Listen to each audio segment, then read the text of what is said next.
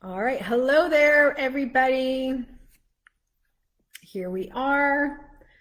Let me just double check, make sure we're live and recording. From what I can tell, looks like all signs a go. So everybody, welcome. I'm Nicole Santamaria, occupational therapist. I'm the founder of Miami Handwriting. I'm also the founder of OT for Real Life. I've been having these once a week Facebook Lives. That's kind of was new for 2021.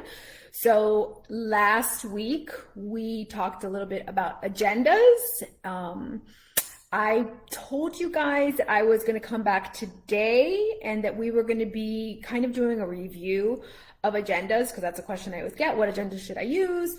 I'm going to owe you that video. Okay, so I'm going to just make a video and I'll upload it here. And if you're on my email list, you can go ahead and get it. Because one of the goals for these lives that we're going to be doing is, I always get these great questions from parents, teachers, and I feel that the answers are really beneficial to everyone, right? So I'm gonna have a question a week and come in here and answer the question. If while we're going through this, you guys have a question, drop it in the comments and I will, if I don't get to it now during the live, I'll come back in and I'll go ahead and I'll answer it. So that's housekeeping number one. I told you guys about the video.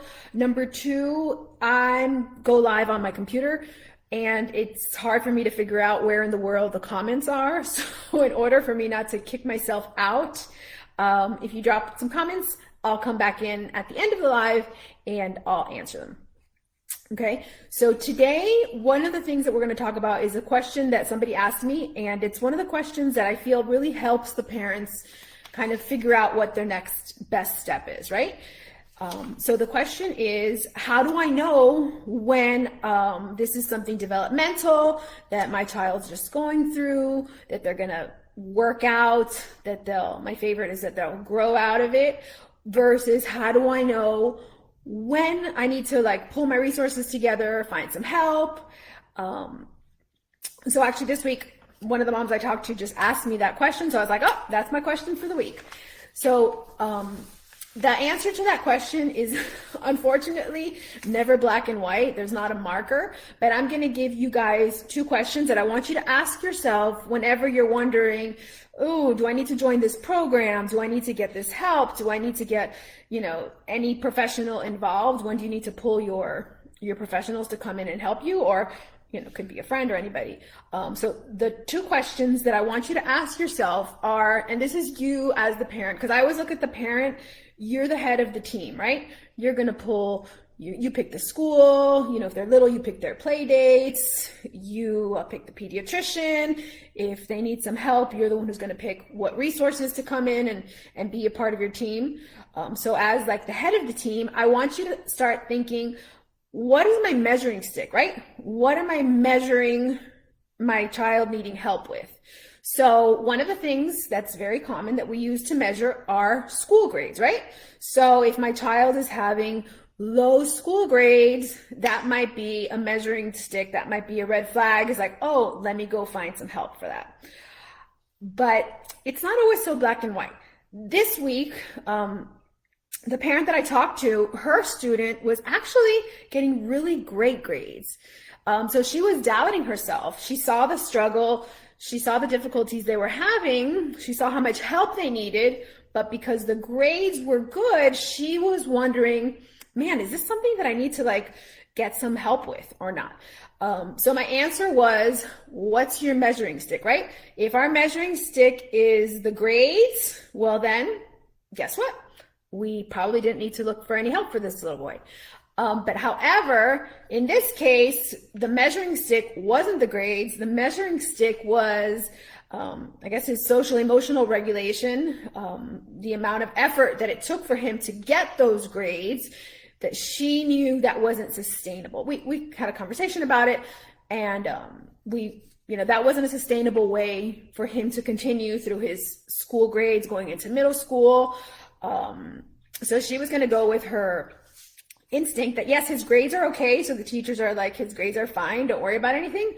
But now one of the benefits of this virtual situation that a lot of us are in is that a lot of the parents are able to see firsthand how good their kids are, right? How good they are at problem solving, how good they are at adapting.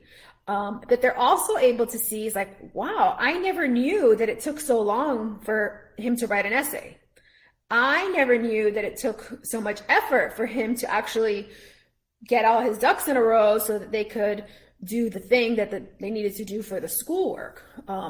So that definitely has been an opportunity that parents have had to be like in the trenches with their kids and see firsthand what their kids' strengths are and what they're actually struggling with. So number one is I want you to look at a measuring stick. What are you using to measure struggles? What are you using to measure success?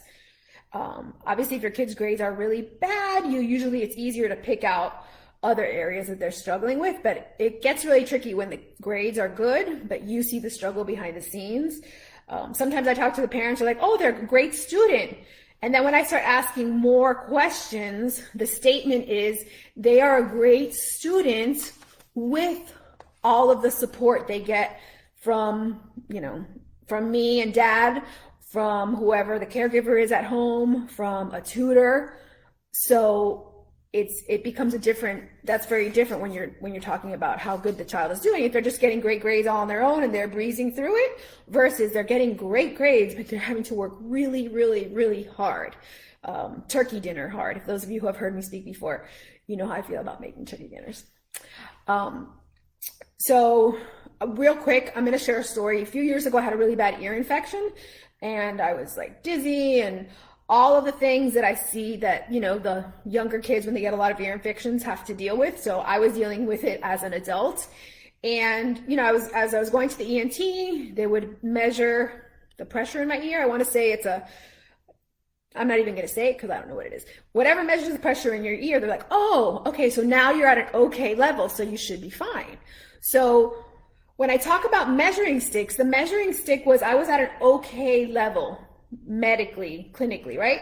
However, functionally, I still was getting dizzy.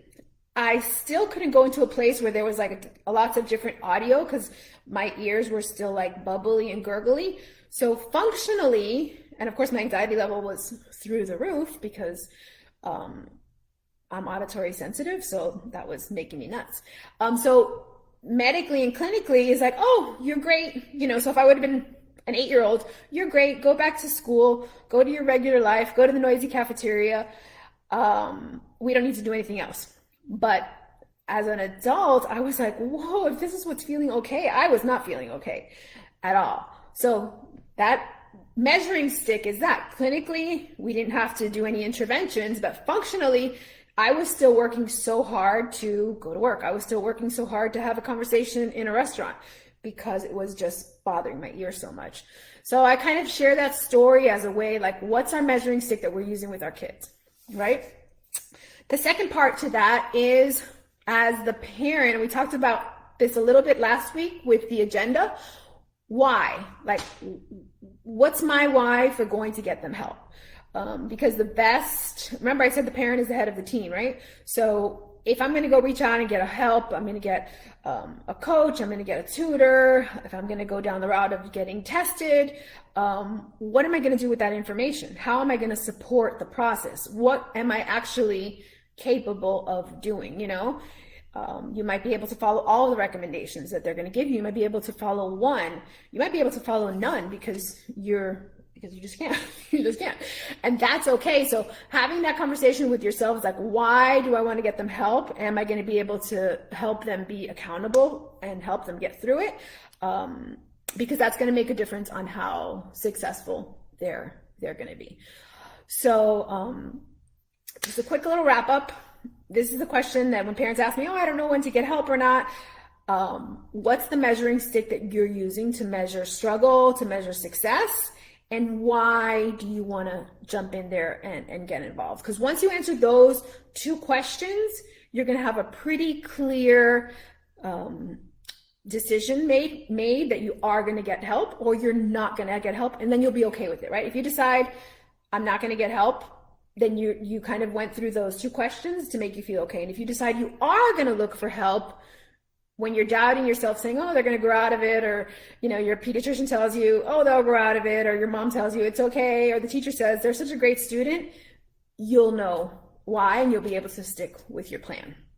And so what I'm going to invite everybody who gets to this point of the video to do, whether you catch the replay, is in the link, I have an executive functioning guide. Executive functioning skills basically are the foundation for all of our thinking and doing for our kids and even for us. So this guide is meant to just give you a recap, but a recap of what it looks like when it does work and when it's not fully developed yet.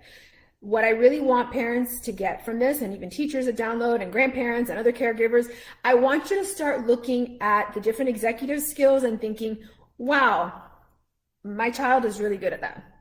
And I want you to look at the executive functioning skill list and say, wow, that makes total sense why, they do this all the time, and it's, causing them to struggle, or it's driving me crazy, or it's interfering in their life somehow.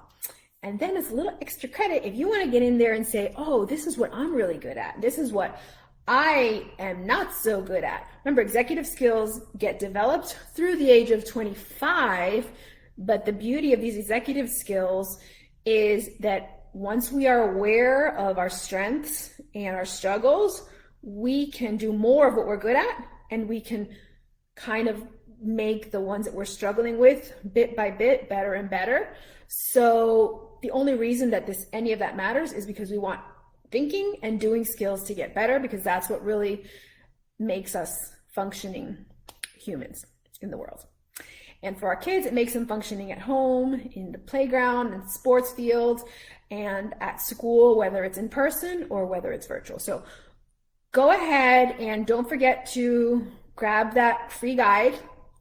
And next week, I'm hoping, I haven't confirmed it yet, I'm going to be kind of doing more of an interview with, she has a podcast. It is called Excuse My ADHD.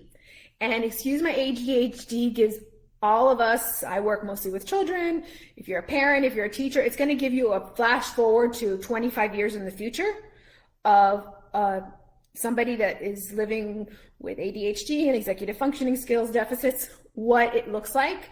And I'm hoping we're going to be able to get a like, wow, when I was 12, this is what I felt like. Because I think that's a really important piece of this whole puzzle, especially when we're deciding, are we going to get help? Are we going to go look for solutions? Do I need to go look for solutions? Having like a view into the future, I am really excited to hear from her. So next week at noon, we'll be back here again. Those of you that have any comments, I'll be checking the replay and I will be answering. All right, friends, have a great day. Don't forget to grab that link in the bottom.